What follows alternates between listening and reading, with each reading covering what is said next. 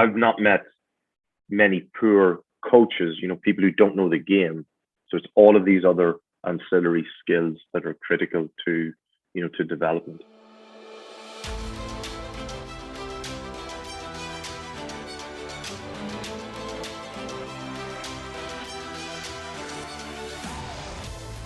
Welcome to the Cutting Edge Coaching Podcast, where we believe coaches are some of the most important teachers and leaders in the world, and they deserve to be supported. I'm your host, Luke Gromer, and every week we're bringing you conversations with coaches, experts, and leaders from across sports that will help you get better at teaching and leading so that you can develop high-performing teams and high-character people. Coaches, I'm excited to welcome Dr. Fergus Connolly to the podcast. Fergus is one of the foremost performance and leadership development coaches. He has worked for some of the world's leading professional sports teams, special forces units, and Fortune 500 companies, like the San Francisco 49ers, Liverpool FC, New York Knicks, Google, Navy SEALs, Carolina Panthers, U.S. Special Forces, Verizon, and many others. He's also the author of multiple books, including Game Changer, The Art of Sports Science.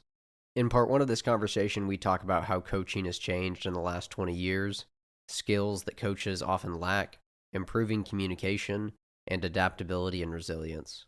If you enjoyed the episode and want to grab a copy of the podcast notes, just go to cuttingedgecoach.com/podcast or click the link in the show details to download a free copy of the notes from this episode or any episode. Also, if you're interested in getting access to the coaching Zoom we held with Doug Lemov and Stu Singer on getting tactics, technique, and psychology to transfer, check out the link in the show details. And finally, if you're interested in learning more about what we offer coaches and organizations, go to cuttingedgecoach.com. Now to part one of my conversation with Fergus Connolly. Enjoy the episode. All right, coaches, really excited to welcome Dr. Fergus Connolly to the podcast today. Fergus, I would love to start off and just hear your thoughts on this. Just tell me how you feel like, or what your observations have been about how coaching has changed over the past decade or two. Yeah, start with an easy question. Coaching has changed in so many ways, and even just as a reflection, in society and how generations have changed and everything.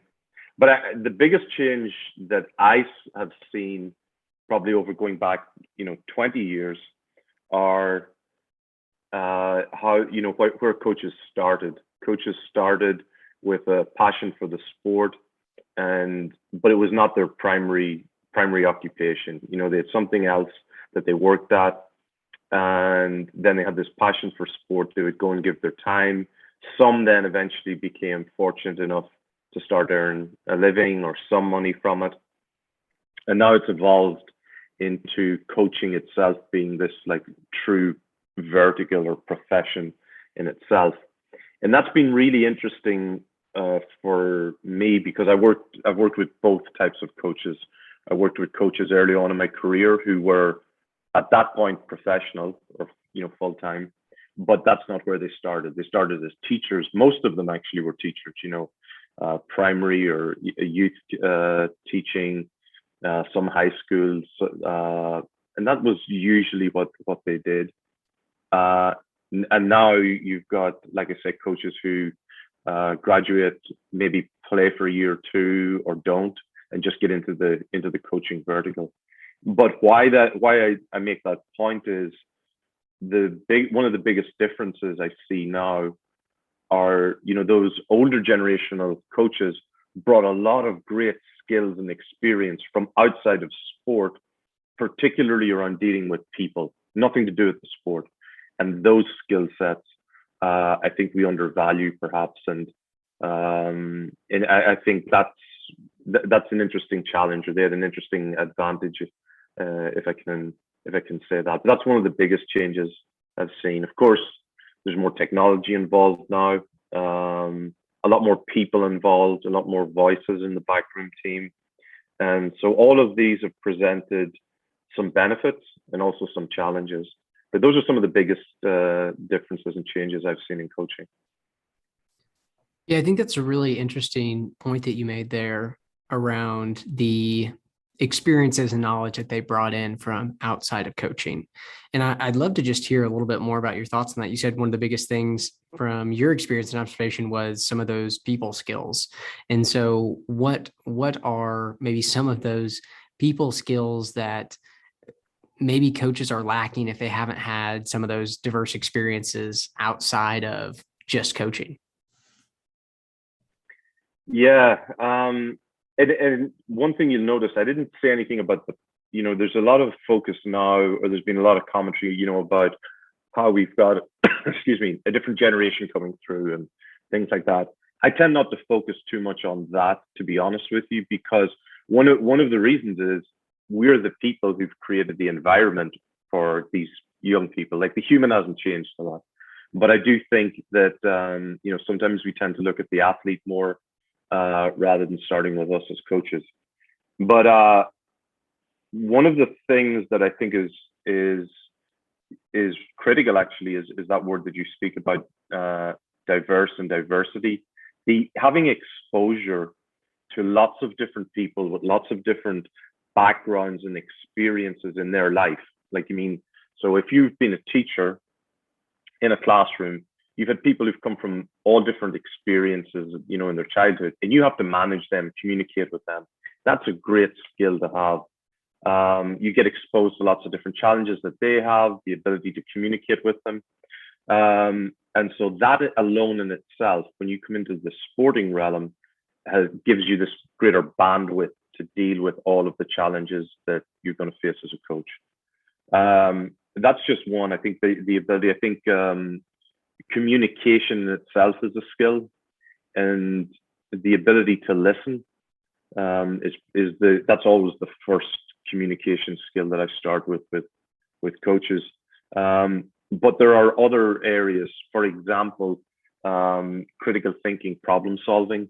I think it's something that is very, very important to coaches in themselves.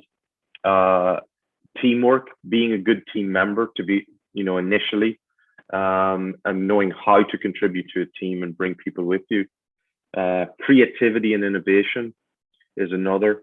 And there's 6 different areas, actually, that, I call them the amplifiers. These are 6 core skills that we work on, actually, across, whether it's sport, military, or even in business, that we try and develop with, high performing professionals who are initially just, high performers themselves, that form the basis for them being a leader. But they have nothing to do with the actual sport.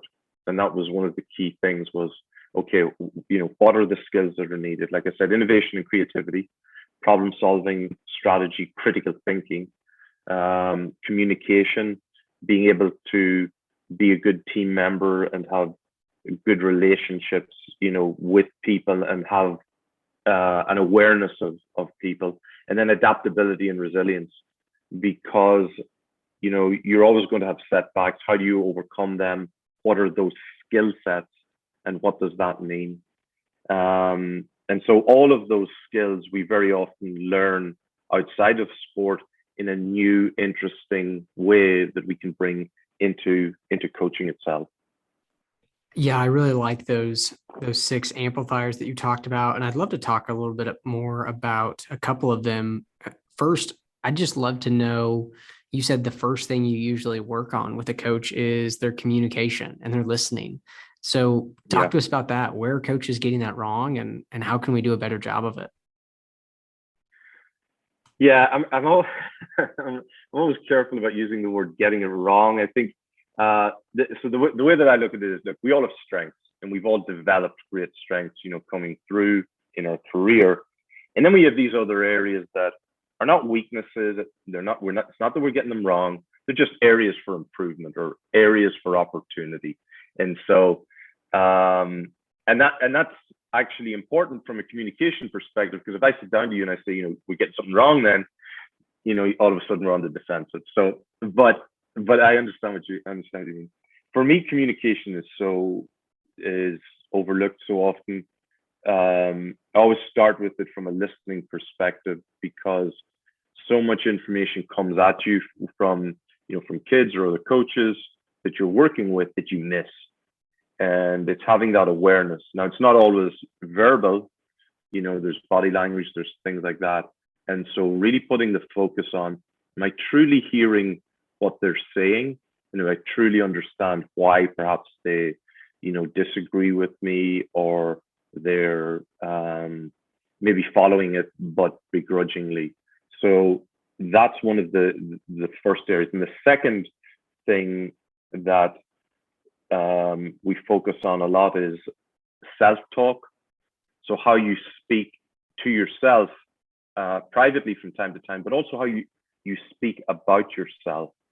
Now that leads into, how you present yourself and other things. And the third area then is questioning. How do you, and so we go through these stages before we even get to the point of how do I say something? And because your words are valuable, you only have so few of these. And so those are some of the areas that I think we, with some reflection, can really improve our coaching. And those are some of the key areas that that we start with. And then then it's going on to understanding, okay, what's the role of emotion and communicating? What do people need to hear? What do they want to hear? Because I've not met many poor coaches, people who don't know the game. So it's all of these other ancillary skills that are critical to to development. Yeah, that's really good. I'd love for you to talk a little bit more about self-talk, because I think that's something that probably doesn't get talked about in coaching enough. But the reality just is people, we constantly are talking to ourselves. There's constantly stories and narratives going through our mind.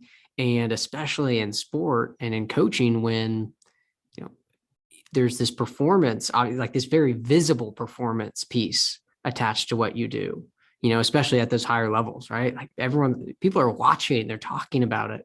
But even, at a lower level, like if you're in a high school or college, like there's that pressure often. And so will you talk about how coaches can improve their self-talk? What do they need to be considering and how to do that? Yeah, so look, over the years, I've spent a lot of time working with psychologists, psychiatrists, and where this comes from is, and if you take the time yourself to observe coaches that you work with, and take the time to listen carefully to what they say when they refer to themselves and how they refer to themselves. Now, our first inclination is, okay, what are they saying? How does it affect me? And how does it come across? But as you listen a little bit more carefully, and sometimes if you record some things, you listen to them, what ends up happening is you start to notice little phrases, that gives you a greater insight into how they think. So whether they're overconfident about something, or they're dismissive about something else, it could be an opponent, or it could be an area of coaching, or whether they're actually very insecure about another area or defensive. Now, when you start to think about that, then from your perspective, how do you speak about things, and what can you learn from that? What can you learn from how you speak about yourself, and then take it another step further about, how do I talk to myself? How do I, frame things or reframe things? And so when you start to think about that, but start first of all just observing someone else and observe how they talk. And there's one coach that I worked with. It was really interesting. The night before every game we would play, obviously there's a team meeting and there's a story. Every story was about himself, which in itself tells you something about that person. It wasn't about the team. It wasn't about somebody else. It was a story about himself. And so those moments, they suddenly start to dawn on you that, it's about, it's an interesting reflection on the person. And then when you flip that and you put a mirror up, you go, oh, how do I talk? How do I talk about and refer to myself or refer to other things? Yeah, that is interesting. I like that, just becoming aware of it in someone else, so that hopefully we can become more aware of it. in ourself. Another one of the amplifiers you mentioned, and I think maybe even self-talk can connect to this in some important ways, but you talked about the importance of adaptability and resilience from coaches. Will you just talk more about that? Tell me your thoughts on it, and how as coaches do we develop and build that in ourselves as coaches? Yeah. So one of the so the role of education, okay, is not necessarily like in any walk of life. The role of education is not simply to give you something. It's very often to teach you how to continue to learn in that space. So if you're learning a language, you'll be taught initially some key phrases. You'll be taught about the syntax and how to construct sentences. And eventually you start to get good at learning the language yourself, so that, if you go to a different country or you go somewhere else, you can continue to learn and learn in that. As coaches, we sometimes think that there's just a set formula we have to follow, rather than thinking more about, okay, how do I continue to learn in this space? How do I continue to adapt? How do I manage setbacks? And managing setbacks in and of itself is a skill. How do I understand what resilience is? How do I understand how to bring others with me? How do I manage? How do I take criticism? How do I frame failure? And was it failure? I often use the phrase, there is no difference between winning and losing. When you wake up the following morning, you still have to get better. So whether you won or lost the day before, to be honest with you, that next morning, you're still in the exact same situation, having to get better again. You might wake up a little bit happier, but at the end of the day, you're still in the same situation. I got to get better. If you won very well, like if you blew the opposition out, that sometimes is a worse position to be in, because sometimes it's harder to analyze film or to think back on the game and find things to improve, because everything seemed to go well. But the reality is, if you sit down and look at the game, you might have actually performed under your best level, made lots of mistakes. Now, the scoreboard, of course, didn't show that. But if you really want to improve, you have to get better. And sometimes you can lose, but have played the best game and played to your full potential. So again, you still have to improve, and understanding, okay, how do I continue to adapt? How do I maintain that resilience? How do I keep that momentum going and not allow myself to be too distracted, by what others see as the outcome, which was the score. Your only job is your only true competitor is yourself. Yeah, I love that mindset. And I'm challenged by that question too. Like, well, is anything different the next morning when you wake up, whether you've won or lost? The objective, that goal is still to improve that day, regardless of what happened before. I think, yeah, what's such an important mindset for coaches to have. And I guess my follow-up question to that is, I know you've worked with a lot of coaches and teams at high levels, is, how do we get the team or those athletes to embrace that mindset too? Because that's such a critical piece of what we're trying to do. Yeah, this seed was first planted in my brain. Oh man, it must be almost 20 years ago. I met this coach, Tony Smith, brilliant guy, but he lost the first 19 games of his career. So he took over a rugby team that was losing. I think they lost. They were struggling big time. Coach had gone. It was toward the end of the season, and the last like 10 or 11 games, the team just lost straight. And he was struggling. He didn't, but the owner had said to him, look, I have faith in what you've done. You've got a good record. Or sorry, you've worked under your brother, who has had a great record. I'm gonna back you. And the following year, then they started off following season and they lost like 8 or 9 straight games.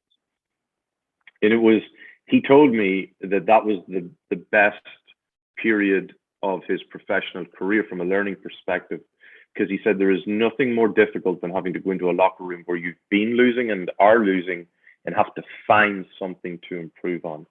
And so, you keep following that and having those discussions and looking at other areas. The only competitor was that team, those players themselves, from the previous performance. So they had to set goals Am I getting better? Am I making one more tackle this week? Or is my tackling improved? So forget about the scoreboard. Are we getting better each week? And eventually they did. They started to become better and started to go on, numerous winning streaks. But if you flip it as well, like I've worked with teams that have been incredibly successful, and that's a challenge because now you have to get, you can get carried away with the hype, particularly in football, for example. Maybe if you're at a school, you start off and you win 5 games, straight off out the gate. Everybody's turned up really fit and we're flying, but we haven't really played tough teams yet. All of a sudden, everybody's thinking this is going great. But when you start to truly reflect on the performance, things are starting to get a little bit sloppy. Complacency starting to slip in, then a little bit of arrogance, overconfidence, and then you come up against a real competitor, and then you get shocked. And that's but it's the exact same situation. Your only true competition is yourself, and you have to recognize that and look at, again, there is no difference between winning and losing. In reality, it's about competing against the previous version of yourself.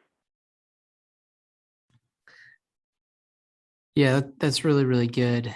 I want to shift just a little bit, and I want to talk about the team sports masterclass that you recently put out for coaches. Will you just tell us a little bit about what it is and why you created it? Yeah. So, look, I've been very fortunate to work across, different sports around the world, and with some of the most well-known. I don't want to say best teams because that again is debatable, but one of the reasons that I think I was fortunate to be able to do that was because I didn't come through a traditional pathway into sport. I had different experiences. I approached it differently. And what I wanted to share with people was, look, over the last 20 years, working in rugby, soccer, football, the NBA, lots of different organizations, what really happens on the ground? Like, what's the reality? So I purposely didn't structure it like any other course that's out there. If you go to if you ask someone to write a book on coaching, I can almost tell you exactly the structure it's going to be. It's going to have a traditional format. I flipped it. I went, okay, what were the biggest problems that I faced, and how did I actually address them? How did others address them? What worked? What didn't work? So that's the starting point. How do you analyze a game in reality? Rather than start with the actual solution, let's not start with first principles theoretically. Give examples. And I just wanted to share, okay, these are the things that I have learned that have worked in practice, and lots of things that didn't work. Okay, this is why I ended up here, because these are the 3 or 4 mistakes we made that didn't work, and this is going to save you time. So, like, simply, how do you analyze a game, and why is it important to have a cohesive model the whole way through? Like, the only reason you would look at a game again or watch a game again is so that you can change something in practice the next day. Okay, what's the system that you're going to use? Like, how are you going to approach it? Culture, like, how do you actually affect a culture in an organization? Like, first of all, everybody talks about culture and everybody has their own ideas, but okay, what is culture? How are you going to affect it? How are you going to improve on it? And the other area that I really wanted to, the other difference I wanted to make with the course was I wanted to pull everything together. As coaches, we're all psychologists, we're all fitness coaches, we're all sports coaches, we're all friends, colleagues. Okay, what does the most complete program look like for coaches and for coaching? Like, how do all of these things pull together? Like, when I was at the 49ers, I remember I would pester the older players who had played under Bill Walsh. I think some of them still have PTSD from seeing me coming and cornering them, in cafeteria. But when you talk to them at the beginning, Bill Walsh only had a few coaches with him. So with a small staff, you have to be everything to everybody. And so in some ways, those groups were better able to present a more complete environment to to the players they coach. Today, when you've got huge backroom teams, it's actually more difficult. So to coaches who are coaching, how do what do you need to know in basic terms about psychology to make an impact and to work together? Like, how are you going to do that? You can't afford to have the full-time psychologist. Very few teams do anyway. So how are you going to pull it together? How are you going to make it work in a cohesive manner? So just that was the reason I wanted to share my experiences, the solutions. And it's interesting when you do something like that. It's like it's very traumatic because you're going back over things, going, "Yeah, I made a big mistake." This is the reason I ended up with this solution is because I made this mistake, and you start to realize, man, so many of the great solutions or answers came from mistakes or challenges. But that again, problem solving. That's what coaching is. Yeah, and I love that. And, to tie back to what we were talking about earlier, it's that mindset of, man, this is an opportunity to learn and get better. And like you said, it is funny to reflect back on that. Man, I learned what not to do next time. And sometimes that's just super, super valuable. But honestly, uncomfortable too, to look back and, man, I can't believe I did this. I appreciate you sharing that. Yeah. And that's a really important point because there's so many, I don't know if your listeners or even yourself, but there's so many older, retired, really experienced coaches out there that you might pass or might not spend time with. They have gold to share with you. Like, they have so much experience that you can learn from. And I'm so grateful for all of the the great coaches that I got the opportunity to learn from. Even still today,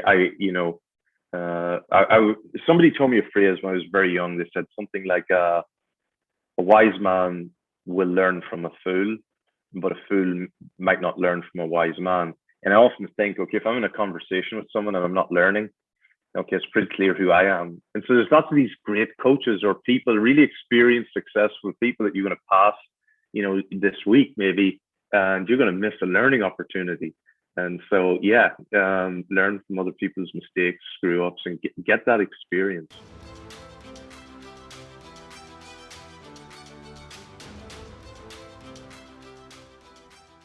Coaches, thanks for listening to this episode. I'll be back next week with part 2 of this conversation. As always, if you enjoyed the episode and want to grab a copy of the podcast notes, go to cuttingedgecoach.com/podcast or click the link in the show details. I've got 2 takeaways from this episode. Number 1 is something Fergus mentioned briefly at the beginning of the episode. He said that when there are issues, which we all know there will be issues, we tend to look at our athletes first before ourselves. We shouldn't do that. When things go wrong or there are issues, start with yourself. Ask yourself hard questions and be honest about what's going on. And number 2 is something Fergus mentioned a few times. Our only true competition is ourselves. It's powerful to embrace this mindset and attempt to help our athletes embrace it as well. This mindset of continual improvement. But it starts with us embracing the mindset in our coaching. We need to be striving to get a little bit better every day in what we do. Our athletes will see it, and we've got to encourage them to do the same. Like I mentioned in the intro, if you want to learn more about how we serve coaches, go to cuttingedgecoach.com or check out the links in the show details. I'll be back next week with part 2 of this conversation. Thanks for listening to the podcast.